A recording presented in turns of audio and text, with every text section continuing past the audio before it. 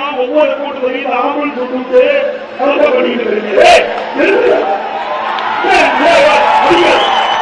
ஒவ்வொரு முறையும்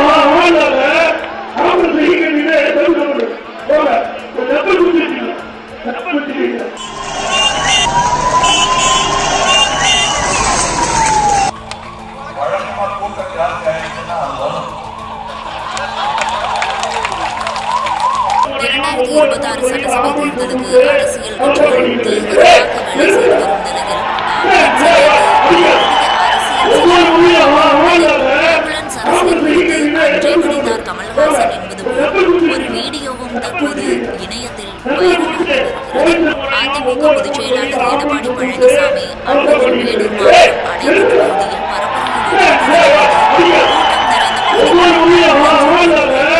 இதை கண்டு எரிச்சலடைந்த பழனிசாமி ஆள் இல்லாத ஆம்புலன்ஸ்கள் கூட்டத்திற்கு இடையூறு செய்வதற்காகவே அனுப்பப்படுகின்றன என்று ஆவேசமாக குற்றம் சாட்டினார். பழனிசாமியின் குற்றச்சாட்டை கடுமையாக கண்டித்துள்ள மருத்துவத்துறை அமைச்சர் மாசுபாடு பிரதான சாலைகளில் பழனிசாமி பரப்புரை நடத்துவதால் ஆம்புலன்ஸ் செல்லும் வழியில் இடையூறு ஏற்படுவதாக பரஸ்பர குற்றச்சாட்டை முன்வைத்தார். சம்பந்தப்பட்ட 108 ஆம்புலன்ஸ் ஓட்டுநர் சுரேந்தரிடம் கேட்டபோது நோயாளியின் மேல் சிகிச்சைக்காகவே ஆம்புலன்ஸை ஓட்டிச் சென்றதாக கூறினார்.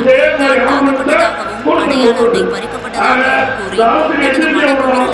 இந்த விவகாரம் தொடர்பாக விளக்கமளித்துள்ள அதிமுக ஐடிவி கூட்டம் நடத்த முன்கூட்டியே அனுமதி பெற்ற நிலையில் ஆம்புலன்ஸ் செல்ல மாற்று வழி ஏற்பாடுகள் செய்வது வழக்கமான நடைமுறை என்றும், ஆனால் அதிமுக கூட்டத்தில் மட்டும் ஆம்புலன்ஸ் நுழைவதாக தெரிவித்துள்ளது. மேலும் பழனிசாமி பங்கேற்ற பல கூட்டங்களில் பரப்புரை கூட்டங்களில் ஆம்புலன்ஸ் செல்வது இது முதல் முறை அல்ல. கடந்த 4 ஆண்டுகளுக்கு முன்பு மக்கள் நீதி மைய தலைவர் பங்கேற்ற பரப்புரை கூட்டத்திலும் ஆம்புலன்ஸ் புகுந்துள்ளது. அப்போது ஆம்புலன்ஸ் அரசியல் குறித்து கமல்ஹாசன் பேசியது தற்போது வைரலாகி வருகிறது.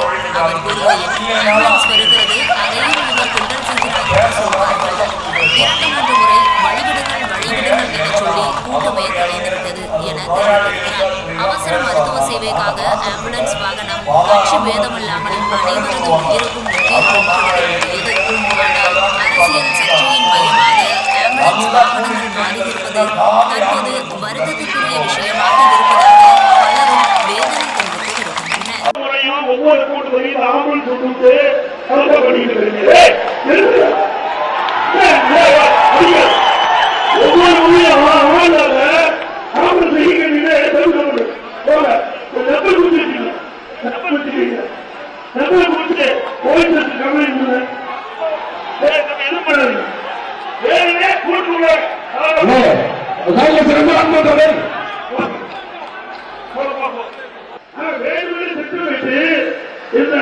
வெறும் ஆம்புலன்ஸ் யாருமே போல நோயாளியே போக கிடையாது.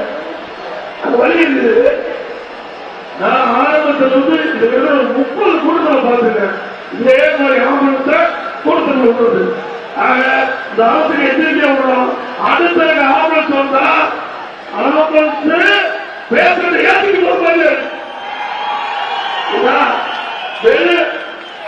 வெறுவண்டி ஆம்புலன்ஸ் வந்தா அது யார் ஓட்டிட்டு வராங்களோ அவங்க பேசுற மாதிரி ஆம்புலன்ஸ் போற இளமாய்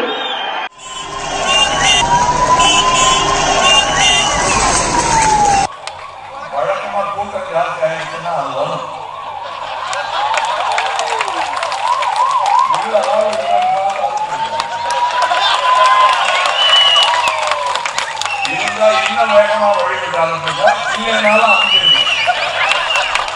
பேசுறதாக கஷ்டப்பட்டு பேசுவாங்க. இல்லைங்க, இது எல்லாம் அவமரியாதைய அது ஒரு நோயாளி இருந்தால் இப்படி எல்லாம் பேசலாமா? நாங்க பார்த்துருக்கோங்க. பல ஆம்புலன்ஸ் இப்படி குறுக்க நடுக்க போவாங்க. அதுவும் நாங்க தெருமுறையில தான் கொடுப்பாங்க. நல்லா கூடிட்டு இருந்ததுன்னா காலி ஆம்புலன்ஸ் ஒன்று கத்திக்கிட்டு போவாங்க. அது அவர்கள் குரலாகவே எனக்கு மாற்றம் தருமா மதுரை மாநாடு. என்ன பேச போகிறார் விஜய்? என் நெஞ்சில் குடியிருக்கும் என்னுடைய எகிரும் எதிர்பார்ப்புகள். அரசியல் பார்வையாளர்களின் ஆழமான அலசல்கள். விஜய் கட்சி 2026 தேர்தலில் என்ன முடிவு எடுத்தா சரியா இருக்கும்னு நினைக்கிறேன்? இன்னைக்கு தமிழ்நாடு அரசியலில் திமுக யாராவது ஒருத்தரை பார்த்து பயப்படுதுன்னா அது விஜயை பார்த்து தான். அவர் பேச்சும் தரமா இருக்கும், செயலும் தரமா இருக்கும், சம்பவம் ரொம்ப தரமா. பிரத்யேக நேரலைகள், நொடிக்கு நொடி அப்டேட் களத்திலிருந்து. புதிய தலைமுறை டிஜிட்டலில் நாள் முழுவதும் மாநாடு 2.0.